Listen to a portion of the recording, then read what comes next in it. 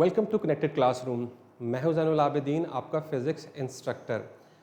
आज के लेक्चर में हम यूनिट नंबर 3 को स्टार्ट करेंगे, जो कि डायनामिक्स 1 है। इससे पहले हमने काइनेमैटिक्स को स्टडी कर लिया है। मैं थोड़ा सा आपको रिवाइज करवा देता हूं कि काइनेमैटिक्स क्या था, ताकि हम आगे मूव ऑन कर सकें। हमने काइनेमैटिक्स को डिस्कस किया था और मैंने आपको ये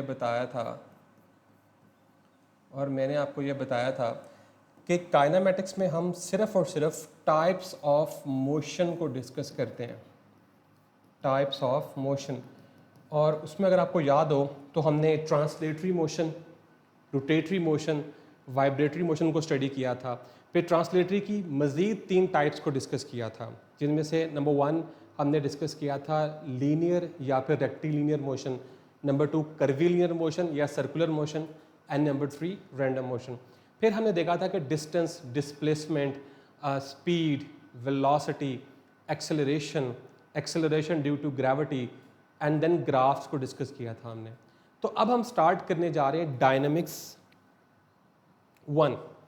अब जो हमारा चैप्टर है दैट इज डायनामिक्स 1। अब डायनामिक्स में हम क्या करते हैं? डायनामिक्स में हम कॉजेज ऑफ मोशन को डिस्कस करते हैं। Yes, causes of motion. ये जो मोशन हो रही है, इसके पीछे रीज़न क्या है, उस रीज़न को हम क्या करते हैं, डायनामिक्स में फाइंड आउट करते हैं। और वो जो रीज़न है वो फोर्स है। तो हम स्टार्ट करेंगे फोर्स से कि ये फोर्स एक्चुअली है क्या चीज़। यस, ये फोर्स जो है ये क्या चीज़ है? आपके मुताबिक फोर्स क्या चीज़ हो सकती है? जैसे हम किसी चीज़ को धक्का लगाते हैं तो हम ये समझते हैं कि हम उस पर फोर्स अप्लाई कर रहे हैं। तो फोर्स जो है ऐसी चीज़ नहीं है कि जिसे आप कंटेन कर सकते हो। जैसे कि मेरे हाथों में बहुत ज़्यादा फोर्स है, मैं ये नहीं कह सकता। या किसी गाड़ी में बहुत ज़्यादा फोर्स है, किसी गाड़ी के इंजन में बहुत ज़्यादा फोर्स है, या किसी एनिमल के अंदर बहुत ज़्यादा फोर्स है। तो फोर्स को कंटेन नहीं कर सकते, या कंटेन वो होती ही नहीं है। What is force? फोर्स जो है वो एक या दो ऑब्जेक्ट्स के दरमियान इंटरेक्शन है। जब भी दो ऑब्जेक्ट्स आपस में इंटरेक्ट करेंगे तब फोर्स जो है वो एग्जिस्टेंस में आएगी। अब इंटरेक्ट करने के भी 2 तरीके हो सकते हैं कि या तो वो दोनों ऑब्जेक्ट्स एक दूसरे को फिजिकली टच करेंगे, या फिर वो ऑब्जेक्ट्स फील्ड्स के थ्रू जो है वो इंटरेक्ट करेंगे। तो दोनों तरीकों से ही इंटरेक्शन पॉसिबल हो सकती है। तो मैंने आपको भी बताया, जो फर्स्ट पॉइंट है हमारा, कि फोर्स जो है वो उसको कंटेन नहीं किया जा सकता। वो बेसिकली इंटरेक्शन है बिटवीन 2 और मोर बॉडीज़ के दरमियान। यहाँ तक क्लियर हो गया? यहाँ पे मेरे पास स्क्रीन है, अगर आप साथ साथ क्वेश्चन पूछना चाहते हैं तो आप क्वेश्चन जो है वो पूछ सकते हैं। ठीक है, ओके। अब हम फोर्स को जो है वो डिफाइन कर लेते हैं कि फोर्स को हम डिफाइन कैसे करेंगे। फोर्स जो है हमारे पास एक एजेंट है, an agent which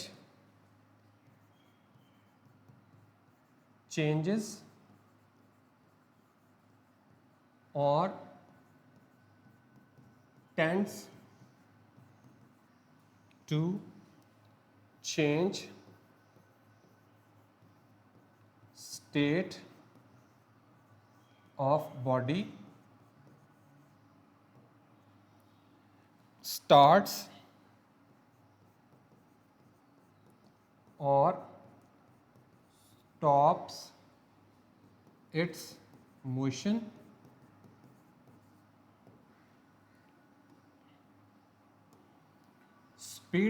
speed it up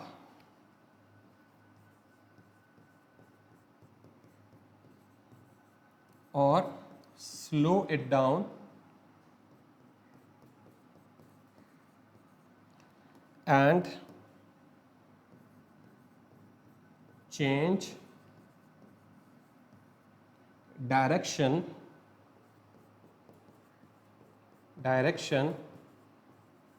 of motion.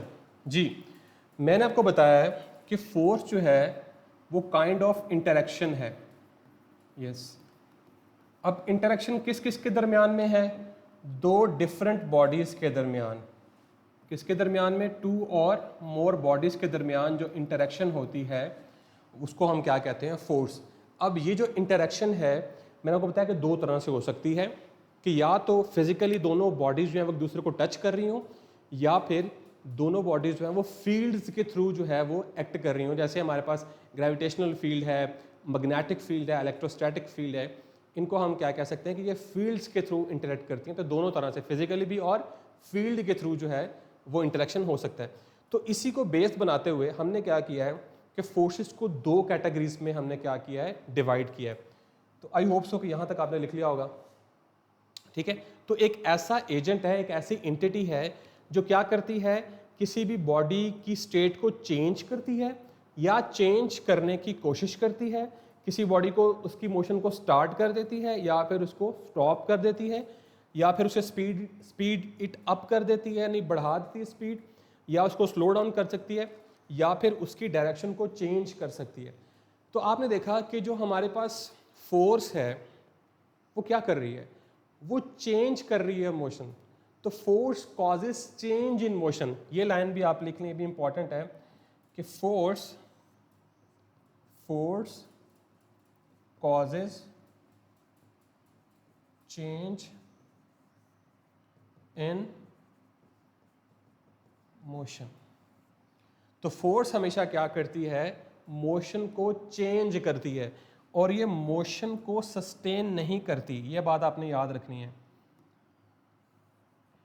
Does not sustain motion. जब मैं आपको न्यूटन के लॉज पढ़ाऊंगा तब मैं वहां पे ये बात क्लियर कर दूंगा कि मोशन को सस्टेन क्यों नहीं करती। ये सिर्फ और सिर्फ मोशन को क्या करती है? चेंज करती है। यहां तक क्लियर हो गया आपको कि फोर्स क्या होती है और ये क्या करती है? तो आप ये डेफिनेशन नोट डाउन कर सकते हैं। ठीक है, नेक्स्ट मूव करते हैं। फोर्सेस को मैंने दो कैटेगरीज में क्या कर दिया है? डिवाइड कर दिया है। जैसे मैंने आपको भी बताया कि फोर्स जो है उसको मैंने दो कैटेगरीज में क्या कर दिया है? डिवाइड कर दिया है। Number one, that is contact force, और दूसरी जो है मेरे पास, उसको मैं लिख सकता हूं नॉन कॉन्टैक्ट फोर्स।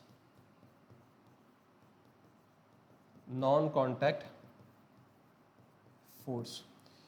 अब ब्रीफली मैं आपको ये बता देता हूं पहले कि जो कॉन्टैक्ट फोर्स है, कॉन्टैक्ट फोर्स जो है ये थ्रू फिजिकल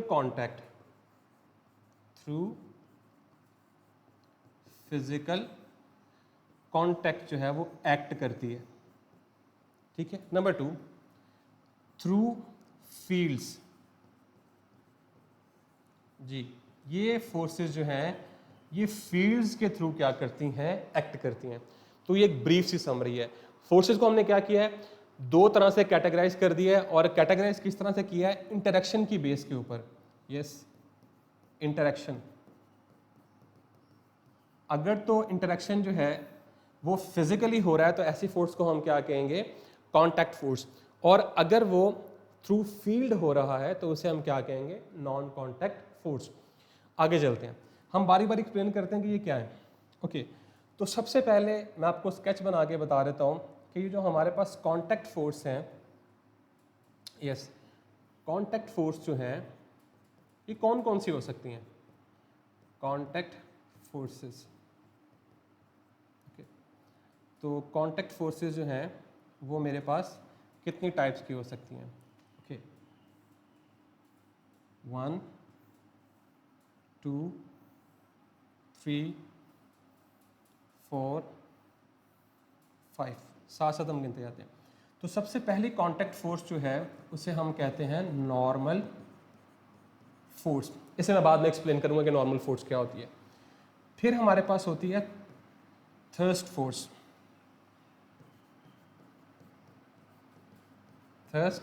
फिर हमारे पास होती है फ्रिक्शनल फोर्स।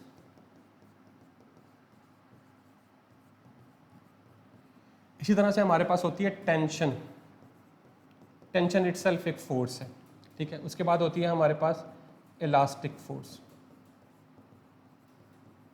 ओके। तो नॉर्मल फोर्स भी कांटेक्ट फोर्स की टाइप है, थर्स्ट फोर्स भी, फ्रिक्शनल फोर्स भी, टेंशन की फोर्स भी और इलास्टिक फोर्स भी, ये सारी की सारी कांटेक्ट फोर्सेस की टाइप्स हैं। तो हम इन्हें अब जो है वन बाय वन क्या कर लेते हैं, एक्सप्लेन कर लेते हैं, ओके। सो व्हाट इज, सबसे पहले हम डिफाइन करते हैं कांटेक्ट फोर्स को, proper definition, okay. The force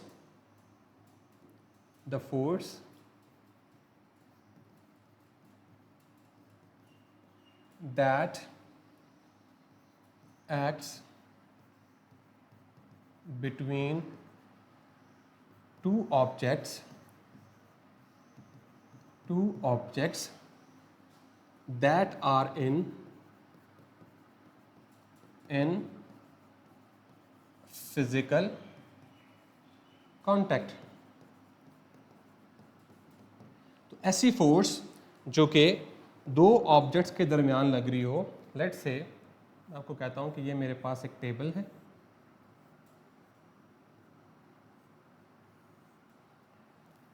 just a minute, ये प्रॉपर टेबल बन जाए ज़रा ताकि, ओके। इस टेबल पे मेरे पास जो है वो एक एप्पल जो है वो पड़ा हुआ है, ठीक है। और ओके, तो ये मेरे पास एक एप्पल टेबल पे पड़ा हुआ है। अब ये एप्पल और ये टेबल आपस में फिजिकल कांटेक्ट में है। अगर ये फिजिकल कांटेक्ट पे तो इसका मतलब है इस पे जो फोर्स लग रही है वो कौन सी है, कांटेक्ट फोर्स। अब कांटेक्ट फोर्स की जो नेक्स्ट टाइप है, इसकी जो टाइप है, पहली टाइप है, उसको हम देख लेते हैं। कांटेक्ट फोर्स में सबसे पहले मैंने आपको डिफाइन किया है नॉर्मल फोर्स, नॉर्मल फोर्स। तो नॉर्मल फोर्स एक ऐसी फोर्स है, the force that acts perpendicular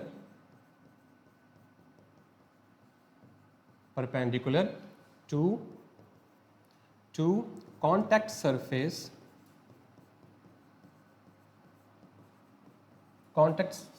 and prevents it from passing through each other। तो आप यहां पे देख सकते हैं कि टेबल के ऊपर जो है वो सेब पड़ा हुआ है। तो ये सेब जो है ये इस टेबल को पास करके ज़मीन की तरफ नहीं जा रहा। उसकी रीज़न ये है कि टेबल इसके ऊपर एक फोर्स अप्लाई कर रहा है, और जो टेबल इसके ऊपर एक फोर्स अप्लाई कर रहा है इसे हम कहते हैं नॉर्मल फोर्स, और इसको हम डिनोट करते हैं एफ एन के साथ, यानी कि डिनोटेड बाय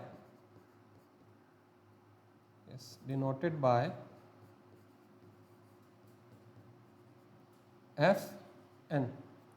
और फोर्स एक वेक्टर क्वांटिटी है, ये भी आपने याद रखना है। फोर्स एक वेक्टर क्वांटिटी है कि जिस डायरेक्शन में आप फोर्स लगाते हैं, यानी फोर्स की कोई ना कोई खास डायरेक्शन होती है, ये डायरेक्शन लेस नहीं होती। यानी आपने किसी ऑब्जेक्ट पे फोर्स लगाई है तो जिस डायरेक्शन में आपने फोर्स लगाई है उसी डायरेक्शन में वो ऑब्जेक्ट क्या करता है, मूव करता है, ठीक है, या मूव करने की कोशिश करता है। तो इसे हम कहते हैं नॉर्मल फोर्स। जैसे फॉर एग्जांपल अगर मैं आपको बता सकूं साथ,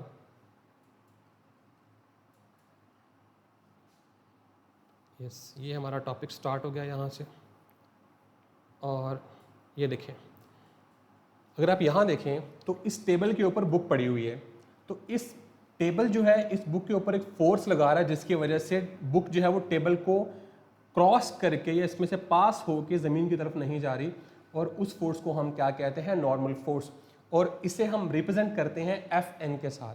ठीक है, क्लियर हो गया यहाँ तक? ओके। इसी तरह से अगर मैं आपको कॉन्टैक्ट फोर्स की एग्जांपल दूं एक, ये देखें, जैसे आप देखें कि यहाँ पे फोर्स अप्लाई हो रही है जब बैट बॉल को हिट कर रहा है। जैसे ही उस एक इंस्टेंट के लिए बैट ने बॉल को हिट किया है, उसी एक इंस्टेंट में जो है कॉन्टैक्ट फोर्स लगती है। ऑलराइट, ये भी एग्जांपल दी हुई है। अब हम वापस चलते हैं। बोर्ड की तरफ, ठीक है। तो इसको हम डिनोट करते हैं Fn के साथ। ओके, आगे मूव करते हैं। नॉर्मल फोर्स की बात होगी, ये आपने नोट कर लिया तो नोट करना तो कर लें। ओके, उसके बाद जो हमारे पास नेक्स्ट टाइप है दैट इज थ्रस्ट फोर्स। चलें, इसको मैं पहले एक्सप्लेन कर देता हूँ कि देखें, लेट्स से कि ये हमारे पास रॉकेट है कोई, ठीक है, ये रॉकेट जो है, ठीक है, ऊपर की तरफ मूव कर रहा है। अब ये जो नीचे गैसेस निकलती हैं इस रॉकेट से, ये गैसेस क्या करती हैं, एक थर्स्ट फोर्स जो है वो जनरेट करती हैं। तो ऐसी force, the force, just a minute, ये सारा हमारे पास क्या है, रॉकेट है। द फोर्स विच प्रोपेल्स, धक्का लगाती है, प्रोपेल्स द फ्लाइंग मशीन, कोई भी फ्लाइंग मशीन है, रॉकेट है, मिसाइल है, flying machine in the direction of motion, उसे हम क्या कहेंगे, थर्स्ट फोर्स। जैसे कि ये रॉकेट देख रहे हैं आप, इसका जो इंजन है वो क्या कर रहा है, गैसेस को यहाँ से एमिट कर रहा है, ठीक है। तो इस गैसेस के एमिट होने की वजह से इस पर एक फोर्स लग रही है जो कि इसे क्या कर रही है, ऊपर की तरफ मूव करवा रही है। इस फोर्स को हम क्या कहते हैं, थर्स्ट फोर्स। इसी तरह से नेक्स्ट हम मूव कर सकते हैं, यस, नेक्स्ट फोर्स जो है वो हमारे पास है फ्रिक्शन।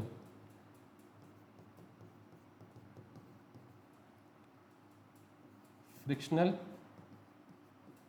फोर्स। ओके, इसे आप कैसे डिफाइन करेंगे, the force acting between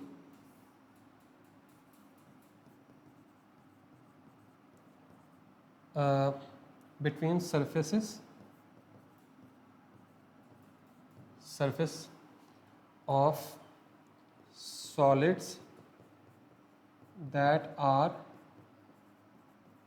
in relative motion। जी, तो जो हमारे पास सरफेसेस होती हैं, पहले मैं आपको ये थर्स्ट फोर्स क्लियर कर दूं ज़रा। यस, यहाँ पे अगर आप एग्जांपल देखें तो ये देखें, तो ये गैसेस जो है इनकी इजेक्शन की वजह से एक फोर्स ऊपर की तरफ लग रही है जो रॉकेट को ऊपर की तरफ मूव करवा रही है, उसे हम क्या कहते हैं, थर्स्ट फोर्स। और उसे डिनोट किसके साथ करते हैं, एफ, और सबस्क्रिप्ट में क्या आएगा, टी। ओके, अब यहाँ देखें ज़रा, जब आप इस बॉक्स को पुश करेंगे तो पुश करने से ये जो सरफेस है और जो बॉक्स है इसके दरमियान में जो फोर्स लगेगी उसे हम क्या कहते हैं, फ्रिक्शनल फोर्स। जैसे मैं आपको बता भी देता हूँ, यहाँ पे बोर्ड में हम एक डायग्राम ड्रॉ कर लेते हैं, जस्ट अ मिनट। ओके, यहाँ देखें ज़रा आप कि फॉर एग्जांपल हमारे पास ये बॉक्स है और इसके नीचे जो है ये सरफेस है, ठीक है। ओके, तो जब हम इस बॉक्स को पुश करेंगे तो इस डायरेक्शन में, लेट से मैं पुश कर रहा हूँ, तो यहाँ पे सरफेस के कांटेक्ट की वजह से, दोनों लेयर्स के रिलेटिव मोशन की वजह से यहाँ पे एक फोर्स लगेगी जिसे हम क्या कहते हैं, फोर्स ऑफ फ्रिक्शन, जो कि ऑपोजिट डायरेक्शन में होती है मोशन के। और इसे हम रिप्रेजेंट करते हैं स्मॉल एफ के साथ, स्मॉल एफ के साथ। ये वाइड फोर्स है जिसे हम स्मॉल एफ के साथ रिप्रेजेंट करते हैं। तो इस फोर्स को हम क्या कहते हैं, फोर्स ऑफ फ्रिक्शन। अब ये सॉलिड्स के दरमियान भी हो सकती है, ठीक है। अब इस सॉलिड की जगह पे आप कह लें the force acting between different layers of a flowing fluid, तो फिर वो क्या हो जाएगी, आपके पास फ्लूइड फ्रिक्शन हो जाएगी। इसी तरह से अगर आप एयर की बात करते हैं तो एयर में हम इसे क्या नाम दे देते हैं, एयर फ्रिक्शन का नाम दे देते हैं। या डिफरेंट एलिमेंट्स दैट आर, या material elements that are sliding against each other, तो उसमें फिर क्या हो जाएगा, ये आपके पास नॉर्मल फ्रिक्शन बन जाएगी। तो इस तरह से आप जो भी दो सरफेसेस, चाहे वो लिक्विड की लेयर्स की हैं, जैसे फॉर एग्जांपल ये हमारी लिक्विड की लेयर्स हैं, तो आपको पता है लेयर्स जब लिक्विड फ्लो करता है तो उसकी लेयर एक दूसरे पे स्लाइड करती हैं। तो ये स्लाइड करते वक्त जो इनके दरमियान में फ्रिक्शन पैदा होती है, इसे हम क्या कहते हैं, फ्लूइड फ्रिक्शन। यस, क्या कहते हैं, फ्लूइड फ्रिक्शन।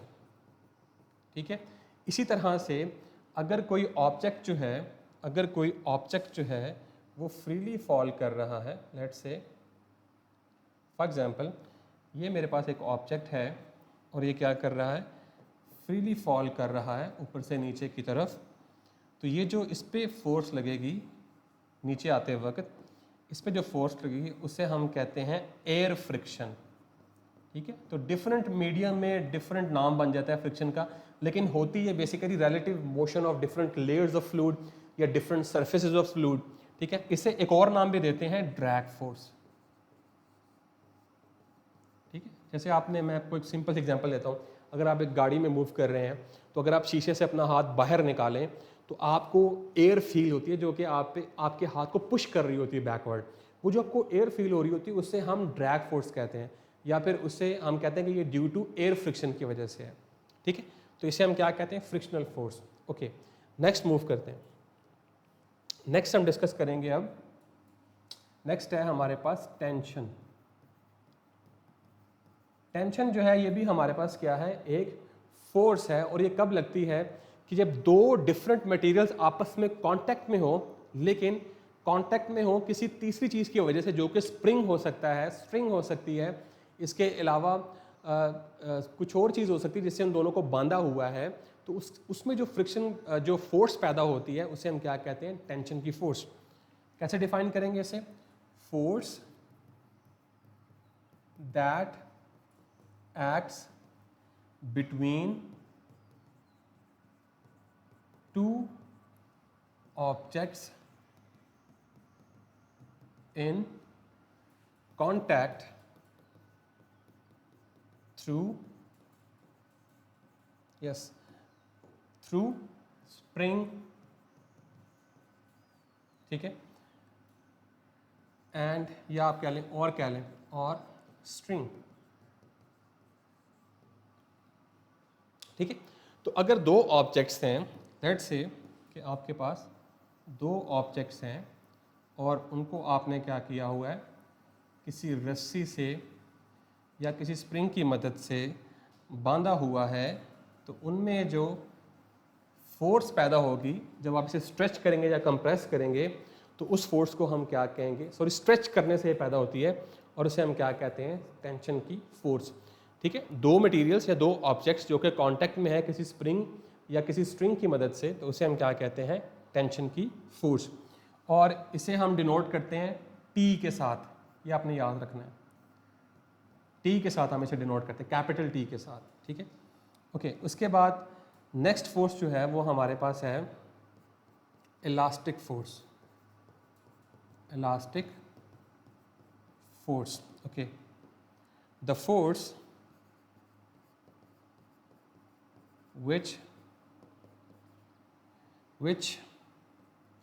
which is, या कह लें the force exerted by body to resist change in its shape, तो उसे हम क्या कहते हैं, इलास्टिक फोर्स। जैसे आपके पास कोई इलास्टिक मटेरियल है, आप उसे स्ट्रेच करना चाहते हैं, जब स्ट्रेच करते हैं तो मटेरियल उसे क्या करता है, उस आपके इस स्ट्रेचिंग फोर्स को अपोज करता है। तो इस अपोज करने वाली जो फोर्स है जो कि मटेरियल खुद से अप्लाई कर रहा है, इसे हम क्या कहते हैं, इलास्टिक फोर्स। तो ये हमारे पास कुछ टाइप्स हैं फोर्सेस की जो कि हमने अभी डिस्कस की हैं, ये सारी की सारी जो है वो कॉन्टैक्ट फोर्सेज हैं।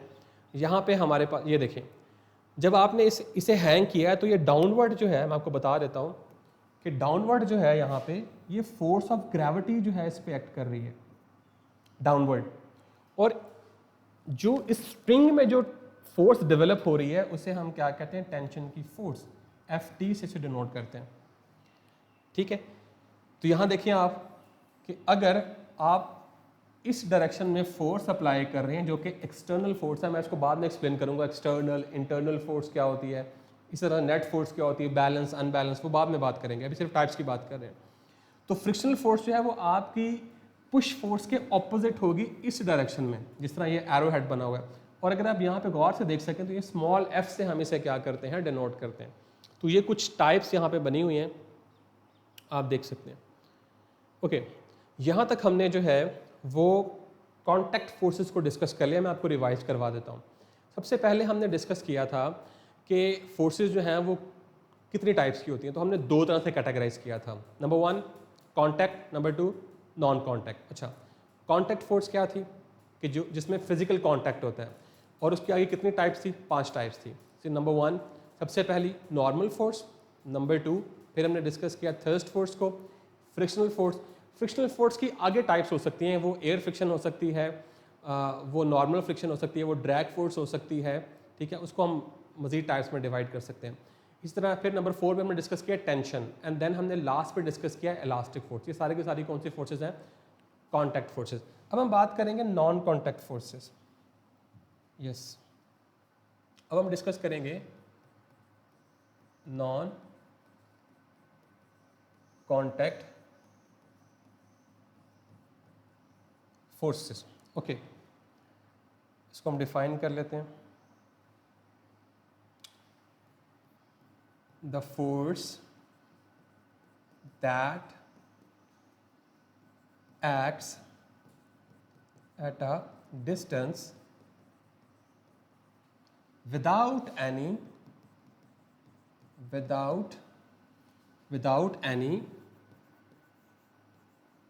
physical contact between bodies। इस दो बॉडीज के दरमियान में किसी किस्म का फिजिकल कांटेक्ट मौजूद नहीं है, दूर से ही फोर्स लग रही है, तो इस फोर्स को कहते हैं एक्शन एट अ डिस्टेंस। मतलब कि जैसे फॉर एग्जांपल मैं इस अर्थ के ऊपर खड़ा हूँ, इस फ्लोर के ऊपर खड़ा हूँ, तो अगर मैं इसको ड्रॉप करता हूँ यहाँ से इस पेन को, तो ये पेन जो है वो डायरेक्टली जो है वो फ्लोर को टच नहीं कर रहा, लेकिन फिर भी ग्रेविटी की फोर्स इस पर एक्ट करेगी और इसे नीचे खींच लेगी। इसी तरह अगर चार्ज बॉडीज़ हैं तो आपको पता है कि पॉजिटिव चार्ज रिपेल करते हैं, बेशक वो कांटेक्ट में हो या ना हो, ठीक है। इसी तरह से नेगेटिव चार्जेस जो हैं वो क्या करते हैं, रिपेल करते हैं नेगेटिव। तो अगर आपको क्वेश्चन है, हैंड ग्रिपर आप कह सकते हैं इन अ सेंस, यस, दो तरह के हैंड ग्रिपर जो आप मेरे ख्याल हाथ में पकड़ते हैं, तो जब आप इसे ऐसे करते हैं, कंप्रेस करते हैं ऐसे करके, तो जो बेसिकली ये इलास्टिक की ज़िम्रे में ज़्यादा बेहतर तरीके से आ सकता है कि आपके ऐसे करने से जो स्प्रिंग है वो क्या हो जाता है, थोड़ा बहुत कंप्रेस हो जाता है। तो कंप्रेस अगर हम उसको करते हैं तो फिर आप कह सकते हैं कि इलास्टिक फोर्स है।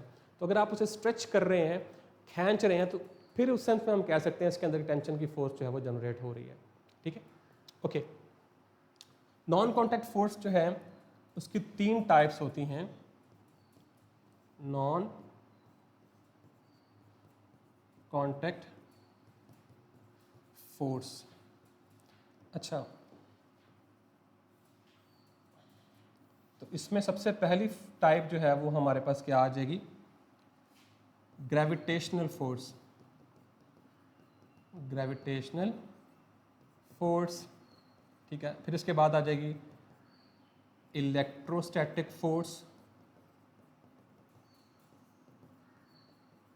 और इसी तरह से चौथी आ जाएगी magnetic force.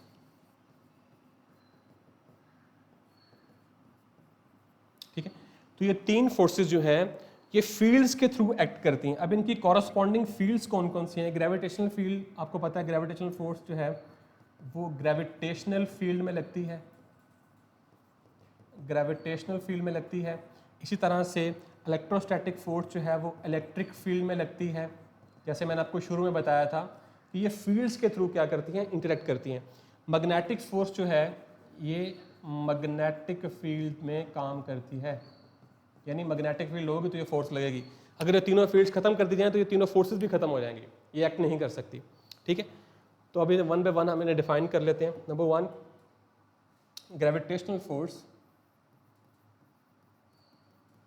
Gravitational force, okay, the force, the attractive force,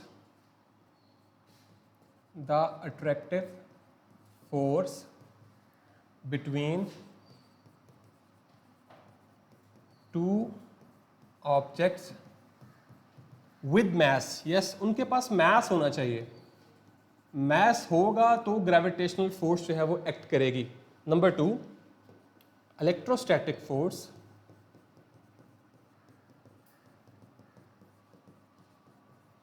now attractive force जो है वो अट्रैक्टिव भी हो सकती है और रिपल्सिव भी हो सकती है। तो हम इसको डिफाइन करेंगे, the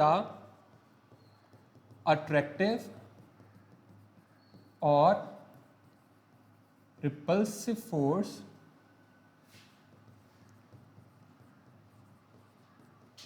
that acts between charged particles, charged objects, yes। तो ये जो फोर्स है ये सिर्फ और सिर्फ चार्ज्ड ऑब्जेक्ट्स के दरमियान लगती है। इसी तरह से लास्ट वन जो है वो है मैग्नेटिक फोर्स। ओके, सो इसको हम डिफाइन कर सकते हैं, अट्रैक्टिव फोर्स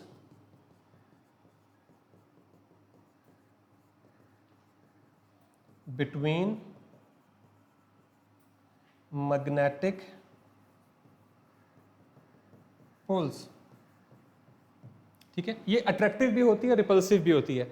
मीन्स टू से कि अट्रैक्टिव और रिपल्सिव से मुराद ये है कि अगर आपको पता है दो तरह के पोल्स, अगर आप लिखना चाहते हैं लिख लें, अट्रैक्टिव भी हो सकती है और रिपल्सिव। क्योंकि आपको पता है लाइक पोल्स जो हैं वो क्या करते हैं, रिपेल करते हैं। जैसे नॉर्थ पोल को रिपेल करता है, साउथ पोल को रिपेल करता है, नॉर्थ साउथ को अट्रैक्ट करता है और साउथ जो है वो नॉर्थ को अट्रैक्ट करता है। तो ये दोनों फोर्सेज जो हैं, इलेक्ट्रोस्टैटिक फोर्स और मैग्नेटिक फोर्स, ये दोनों अट्रैक्टिव भी हो सकती हैं और रिपल्सिव भी हो सकती हैं। लेकिन जो ग्रेविटेशनल फोर्स है ये सिर्फ और सिर्फ अट्रैक्टिव होती है। तो यहाँ तक हमने जो है वो कॉन्टैक्ट फोर्सेज और नॉन कॉन्टैक्ट फोर्सेज जो हैं वो डिस्कस कर लिए। ओके,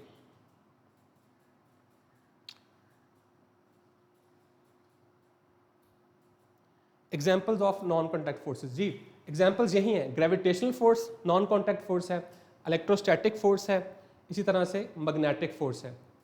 जैसे for example moon and the earth, आपको पता है कि जो अर्थ है वो मून को क्या कर रही है, अट्रैक्ट कर रही है, तो वहाँ पे एक नॉन कॉन्टैक्ट फोर्स लग रही है। इसी तरह से दो चार्ज पार्टिकल्स हैं, एक पॉजिटिव चार्ज है, एक नेगेटिव चार्ज है, तो ये दोनों एक दूसरे को अट्रैक्ट कर रहे हैं, तो ये बेसिकली इलेक्ट्रोस्टैटिक फोर्स है। जैसे न्यूक्लियस और इलेक्ट्रॉन्स के दरमियान में जो फोर्स होती है। इसी तरह से मैग्नेटिक फोर्स है कि दो मैग्नेट्स हैं हमारे पास, जैसे कोई भी दो मैग्नेट्स हो सकते हैं, वो दोनों एक दूसरे को अट्रैक्ट भी कर सकते हैं और रिपेल भी कर सकते हैं, तो वहाँ पे आप कह सकते हैं कि मैग्नेटिक फोर्स लग रही है। जैसे फॉर एग्जांपल जो आपका जनरेटर है, जनरेटर में जो कॉइल होती है, आपको पता है कि वो कॉइल रोटेट करती है, तो वो कॉइल जो है उसके ऊपर मैग्नेटिक फोर्स जो है वो एक्ट कर रही होती है। तो वहाँ पे आप ये कह सकते हैं कि मैग्नेटिक फोर्स वहाँ पे यूटिलाइज हो रही है और इंटरेक्ट कर रही है ड्यू टू डिफरेंट फील्ड्स। जी, और कोई क्वेश्चन?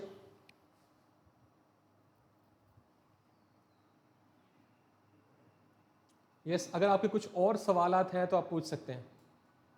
यहाँ तक हमने टाइप्स ऑफ फोर्सेस जो हैं उनको डिस्कस कर लिया है, जिसमें कॉन्टैक्ट थी, नॉन कॉन्टैक्ट थी, इसके बाद type. Okay, non contact force. अच्छा, नॉन कॉन्टैक्ट फोर्स जो है, यस, नॉन कॉन्टैक्ट फोर्स जो है, यस, ये देखें कि ऐसी फोर्स है जिसमें एक्शन एट अ डिस्टेंस, जैसे फॉर एग्जांपल अगर ये पेन है मेरे पास, सिंपल सी एग्जांपल है, अब इस पेन को मैं जब ड्रॉप कर दूंगा तो पेन किधर जाएगा, ज़मीन की तरफ जाएगा। तो क्या ये पेन जो है वो ज़मीन को टच कर रहा था? नहीं कर रहा था। तो ज़मीन ने इसे कैसे खींचा है अपनी तरफ? किसी जादू से खींचा है, और वो जादू जो है वो नॉन कॉन्टैक्ट फोर्स है।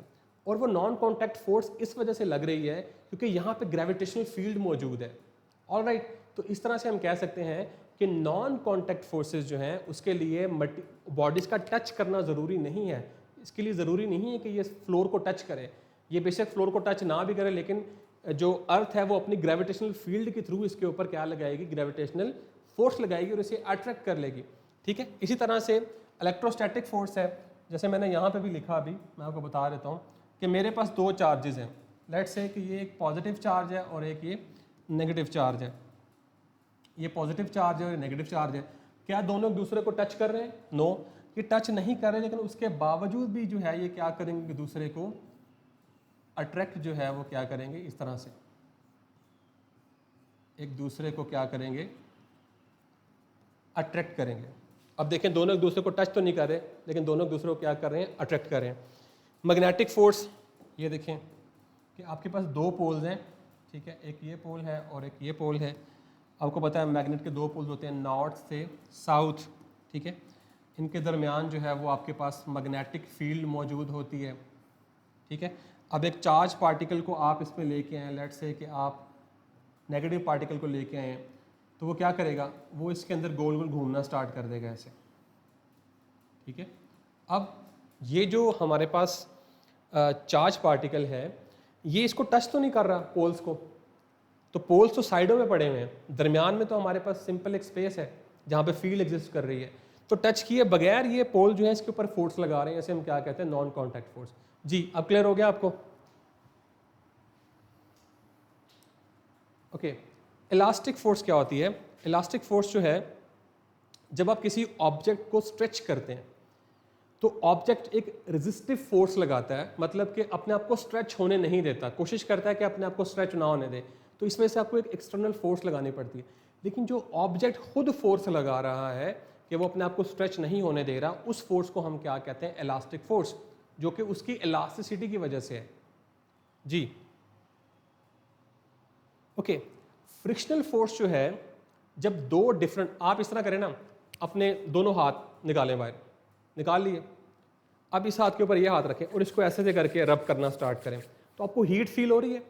ये हीट इस वजह से फील हो रही है कि यहाँ पे फ्रिक्शनल प्रोड्यूस हो रही है, और फ्रिक्शनल फोर्स जो है वो क्या करती है, मोशन को रेजिस्ट करती है।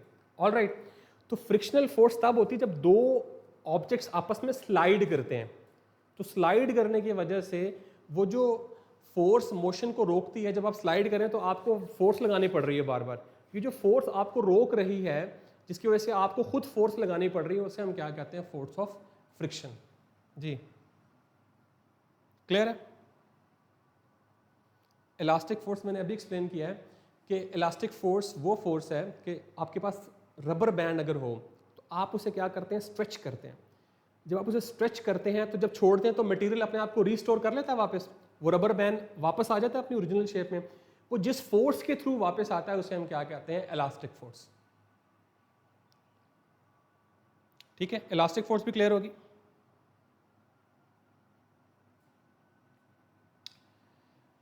रबर बैंड, जी रबर बैंड जो होता है, आपके पास कोई रबर बैंड है जिसको आप स्ट्रेच कर सकते हैं, तो जैसे ही आप उसे स्ट्रेच करते हैं, स्ट्रेच करने से क्या होता है, जब आप उसे छोड़ते हैं तो वापस अपनी ओरिजिनल शेप में चला जाता है।